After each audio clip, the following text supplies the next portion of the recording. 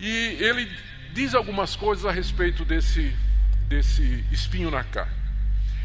Nós não sabemos muita coisa sobre a que ele se refere, porque o problema todo é como interpretar a palavra carne aqui.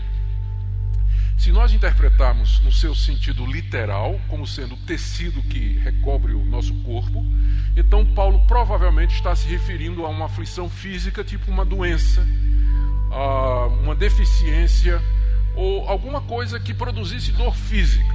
Mas o problema é que a palavra carne, sarx no grego, ela é usada não somente para corpo físico, mas ela é usada para se referir à personalidade humana, à existência humana, sem necessariamente a existência física. Então, pode ser uma aflição de natureza espiritual. Certamente não é um pecado de Paulo. Não é porque é dito que é externo, é um mensageiro de Satanás que vem. Então não é que Paulo sofria com uma tentação de riqueza, por exemplo. Alguns acham que pode ter sido. Mas o que quer que tenha sido, não era alguma falha de caráter na vida do apóstolo Paulo. Mas era um sofrimento externo que era causado a ele, vinha de fora e que era causado para ele. O que a gente sabe é o seguinte: primeiro, que era uma coisa extremamente dolorosa.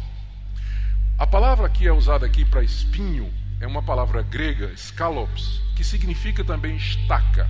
Ela é usada em alguma literatura da época de Paulo para se referir àquelas estacas ou pedaços de madeira afiados que eram introduzidos nos corpos de condenados para produzir uma morte lenta e agonizante. Era o empalamento. E o instrumento do empalamento eram essas estacas de madeira pontiagudas. E às vezes na literatura elas são referidas exatamente com essa mesma palavra que Paulo está usando aqui. Talvez é mais do que um espinho, porque um espinho causa incômodo, não é? Mas o que Paulo está falando aqui é de algo doloroso. Ninguém ora 3 vezes a Deus para tirar uma felpa, não é? Uma lasca de madeira que entrou embaixo da unha. Ninguém faz isso, né, 3 vezes, insiste com Deus a respeito disso.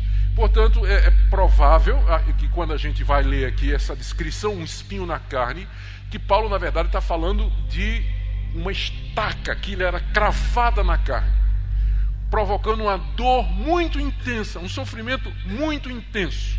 Carne aqui, quer seja no sentido físico ou no sentido da sua existência. Era um sofrimento penetrante, agudo, era algo extremamente doloroso que fazia com que Paulo vivesse debaixo de dor. E isso fazia 14 anos, porque quando ele está falando aqui, ele está falando de uma forma que dá a entender que aquela estaca nunca foi retirada. Fazia 14 anos que ele vinha com isso cravado em si. Então essa é a primeira coisa que a gente sabe, que o que quer que tenha sido era algo extremamente doloroso. A segunda coisa que a gente pode perceber aqui é que era também algo que humilhante, que humilhava o apóstolo Paulo, porque ele diz que esse mensageiro de Satanás, já vou falar sobre isso, ele foi mandado para o esbofetear. O bofete que é mencionado aqui não é o murro, né, que você dá direto na cara da pessoa, mas que alguns dão, né, direto na cara da pessoa.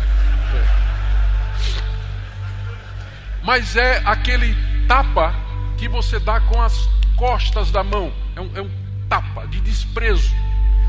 Quando se quer humilhar alguém ou desprezar alguém, você bate no rosto com as costas da mão. Então é esse tipo de bofete que Paulo está se referindo aqui, quando ele diz: esse mensageiro de Satanás que me foi dado para me esbofetear. Não é que era um anjo pugilista, não é? Mas era um anjo que vinha desprezar o apóstolo Paulo, humilhá-lo.